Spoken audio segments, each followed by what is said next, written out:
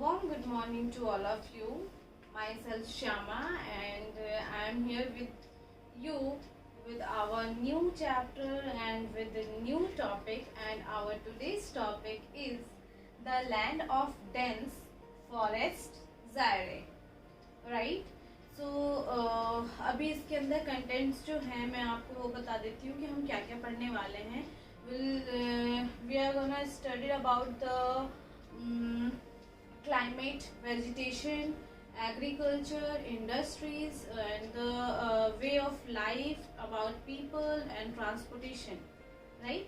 ये सारी चीज़ें अभी हम यहाँ पढ़ने वाले हैं. And one more is climate because it is very important, right? So let's start from intro. Okay, now leave it. अभी हम थोड़ा सा इधर उधर की बातें कर लेते हैं, right?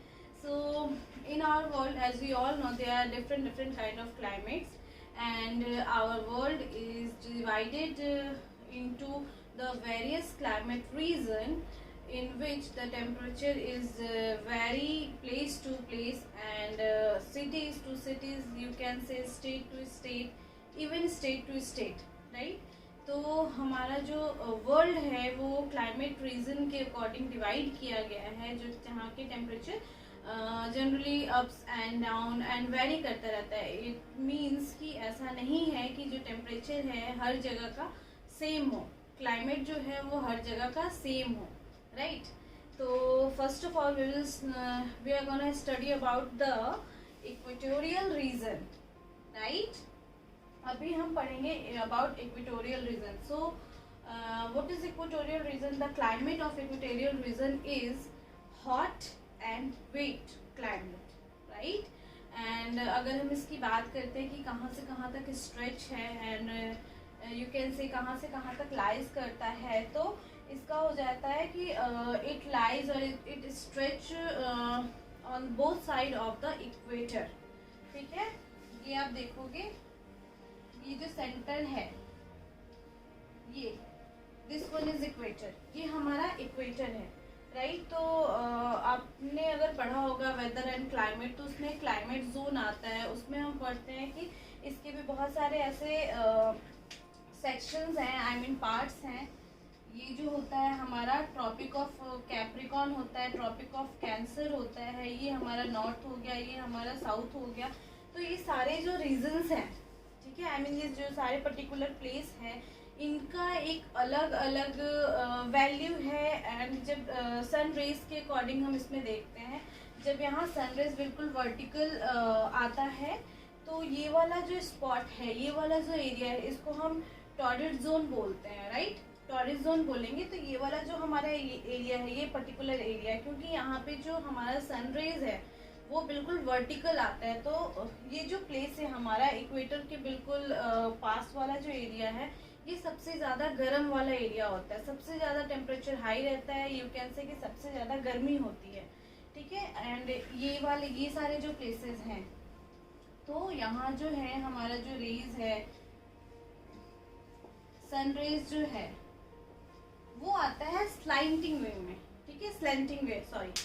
तो यहाँ जो रेज आती हैं ये तिरछी आती हैं. तो as compare to this area, this both are cooler, ठीक है. तो एक हमने एग्जाम्पल अभी ले लेते हैं. सॉरी, ये टॉपिक से थोड़ा हटके मैं बता रही हूँ आपको, but it is quite interesting, क्योंकि इससे अभी कुछ इम्पॉर्टेंट फैक्ट्स मैं आपको बताऊँगी.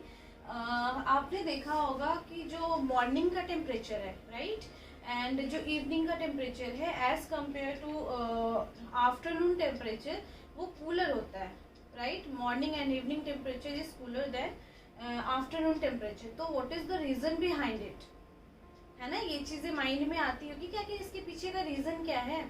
तो अभी हमने बात करी, ये है हमारा इक्वेटर, एंड इसके बहुत सारे जब मैं प्रॉपर वो टॉपिक पढ़ाऊँगी फिर मैं आपको बताऊंगी कि ये क्या है. ट्रॉपिक ऑफ कैंसर है, ये ट्रॉपिक ऑफ कैप्रिकॉन है, एंड ये टॉरिड जोन होते हैं. तो बेसिकली अभी हम टॉरिड जोन की बात करेंगे, ठीक है.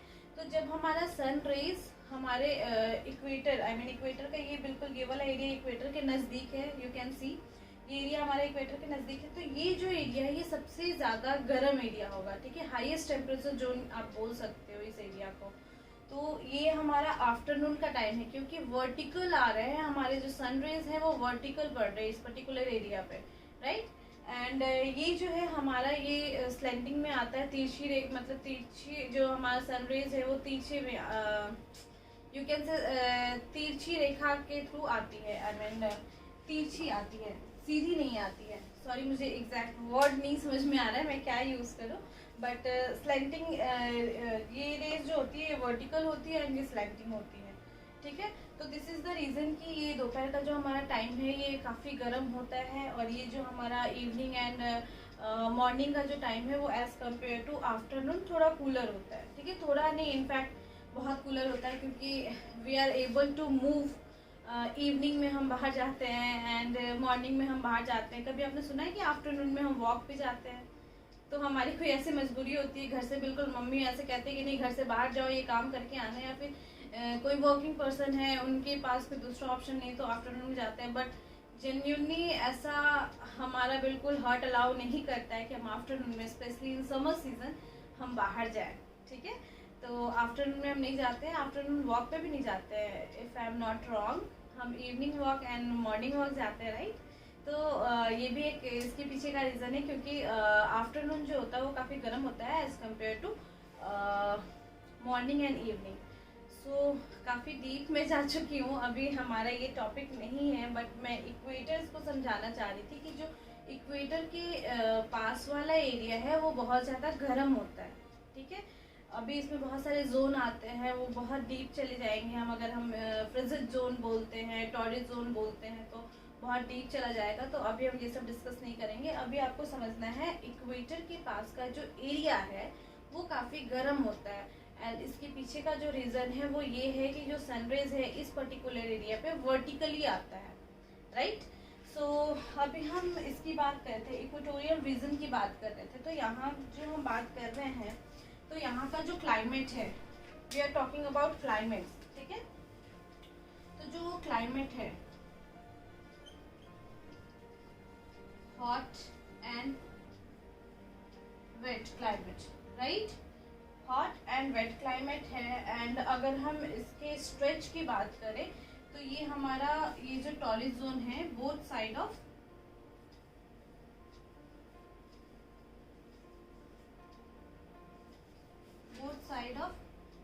The equator, right.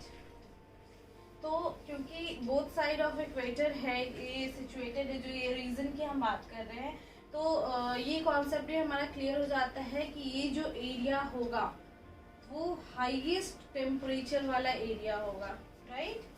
Highest temperature,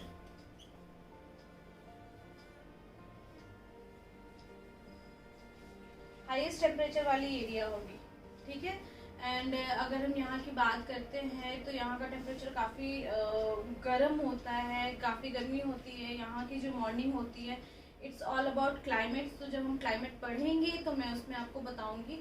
अभी मैं ओवरऑल एक ओवरव्यू दे देती हूँ इन शॉर्ट। तो यहाँ का जो मॉर्निंग होता है वो वार्म होता है एंड सनी होता है। And when we talk about afternoon, तो आफ्टरनून में टेम्परेचर इंक्रीज कर जाता है, और जनरली मतलब you can say every afternoon यहाँ ऐसा होता है कि बारिश होती है विद लाइटनिंग, ठीक है, जो बिजली चमकती है उसकी बात कर रही हूँ मैं। And when we talk about the night, तो नाइट में टेम्परेचर डाउन होता है एंड थोड़ा सा वहाँ का टेम्परेचर नॉर्मल होता है। बट ये जो हॉट क्लाइमेट और वेट क्लाइमेट है, तो ये काफ़ी अनकंफर्टेबल होता है वहाँ के लोगों के लिए सरवाइव करने में। बट अब उनके पास कोई ऑप्शन नहीं है, वो यूज्ड हो जाते हैं इसके। But still when we talk about way of livings, तो वहाँ जो पीपल हैं उनके लिए काफ़ी डिफ़िकल्टीज आती है। अभी हम पढ़ेंगे, काफ़ी डिटेल्स में है ये सारी चीज़ें, बट अभी नहीं। अभी के लिए एज ऑफ नाउ अभी हम इतना पढ़ेंगे। हमने देख लिया क्लाइमेट, एंड क्लाइमेट जो है यहाँ का हॉट एंड वेट क्लाइमेट है। एंड अगर हम बात करते हैं स्ट्रेच की, तो stretch along the equator on the both side, okay, right. And अगर हम टेम्परेचर की बात करते हैं तो ये जो पर्टिकुलर एरिया है यहाँ का टेम्परेचर सबसे हाइयर होगा, ठीक है। नाउ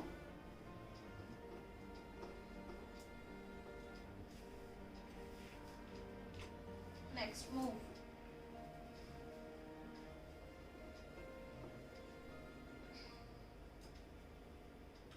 Okay, now area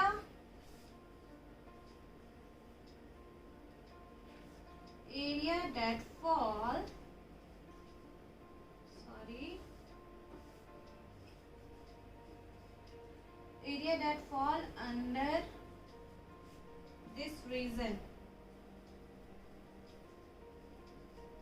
ठीक है, तो हम अभी 3 एरिया की बात करेंगे. Area that fall under this region, तो इसमें हम 3 एरिया की बात करते हैं, जो कि फर्स्ट है हमारा द बेसिन रिवर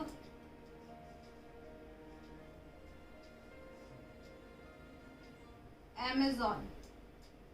यस, ये काफी सुना सुना नाम लग रहा होगा आपको, but I am not talking about the वो ऑनलाइन साइट. ठीक है, ये अमेज़न कुछ और है.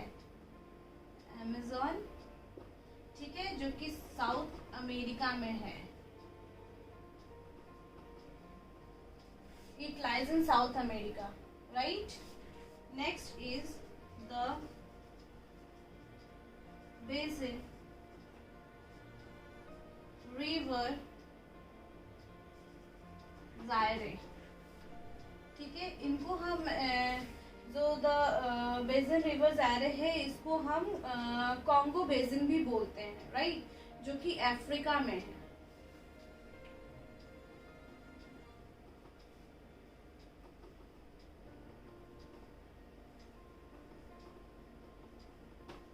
Africa, right. Now third and last one is the New Guinea coast. ठीक है, जो कि है West Indies, Andaman,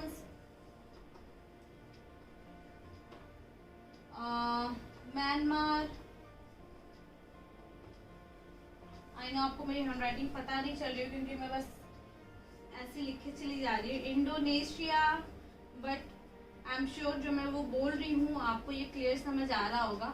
east Indies in Asia, right. तो जो एरिया की हम बात कर रहे थे, तो इसमें बेसिकली 3 एरियाज है अगर हम बात करते हैं, लेकिन जनरली इसमें जो हम पढ़ने जा रहे हैं वो है जायरे.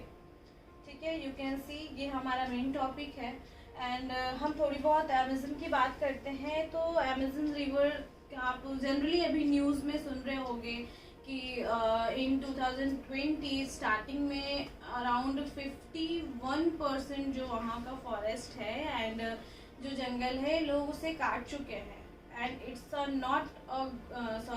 नॉट अ गुड साइन, क्योंकि हमारा जो एक हब बोल सकते हैं कि जो ये एरिया है हमारा अमेज़न फॉरेस्ट जो है वो हब है ऑक्सीजन जोन का. ठीक है, यहाँ इतनी घनी यू कैन से कि आबादी is not a right word.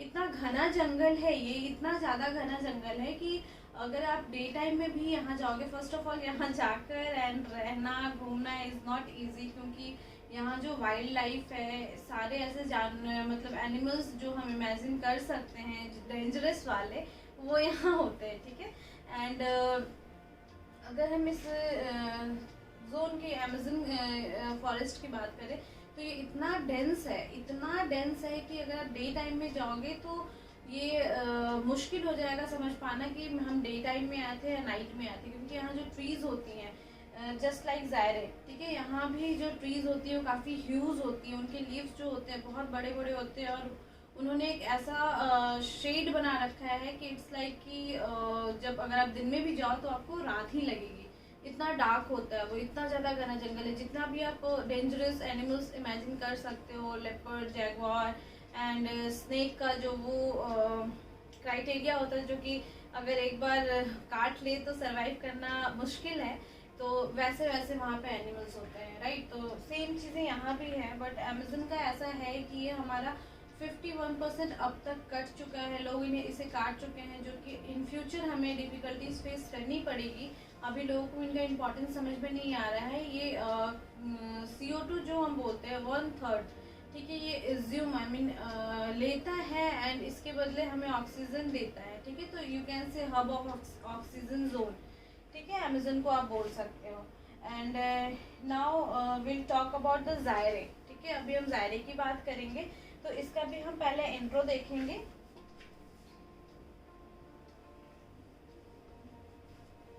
जायरे जो है वो अफ्रीका, ठीक है, largest country of Africa. Zaire is the largest country of Africa and it lies, wait I will tell you about Zaire.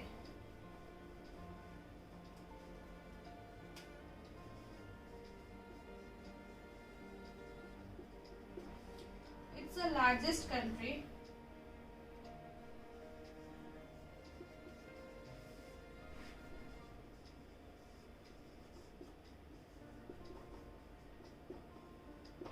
It's the largest country of Africa, right? And it lies from 10 degree north to 10 degrees south, ठीक है, of equator, ठीक है। I am talking about equator, ठीक है, 10 degree north to 10 degree south of equator. Now when we talk about the climates, तो यहाँ की जो क्लाइमेट्स है, क्योंकि हम जानते हैं कि ये वाला जो एरिया है हम जिसकी बात कर रहे हैं, ये काफ़ी हॉट एंड वेट क्लाइमेट होता है, जिसकी वजह से हमेशा एवरग्रीन होते हैं, ठीक है, यू कैन से एवरग्रीन, ये हमेशा एवरग्रीन होता है। इवन अभी मैंने आपको बताया ना कि इतनी ज़्यादा ग्रीनरी है, इतना डेंस फॉरेस्ट है कि डे के टाइम में भी आप जाओगे तो ये इट्स लाइक कि अभी रात हो रही है, ठीक है। तो हमने ये देख लिया एंड अभी हम अगर इसकी कैपिटल्स की बात करते हैं, तो capital of Zaire is, capital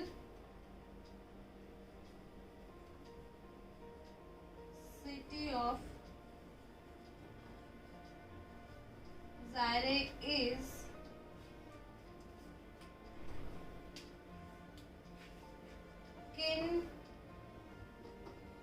Kinshasa। ये नाम थोड़ा सा आपको अजीब लग रहा होगा, बट हम वो लोग देखते हैं ना, जैसे आदिवासी लोग जो देखते हैं, उनका अलग टाइप का डांस होता है, बिल्कुल वो जंगलों में करते हैं, ब्लैक पीपल जो होते हैं, तो वैसा आपको नाम से भी रियलाइज हो रहा होगा। Capital city of Zaire is Kinshasa, okay. And when we talk about the climates, तो जो इस यहाँ का क्लाइमेट है, तो यहाँ का क्लाइमेट जो है हमारे इंडिया का जो केरला का क्लाइमेट है, यहाँ की क्लाइमेट की बात कर ले और वेजिटेशन की बात कर ले, तो इसकी सिमिलैरिटी होती है हमारे इंडिया के केरला से, ठीक है। जैसे हमारे इंडिया में वेजिटेशन एंड क्लाइमेट्स है, तो जस्ट लाइक इनका भी ऐसा ही है, तो इनकी सिमिलैरिटी क्लाइमेट्स में हमारे इंडिया के केरला की तरह है, ठीक है। एंड हमने इसकी बात कर ली, लार्जेस्ट कंट्री हो गई है, it lies from the 10 degree north to 10 degree south. इसके बाद हमने बात कर ली है capital city of Zaire. And okay, one most important thing is when we talk about the river, the Zaire river is the second largest river in Africa, and in world it is 5th largest.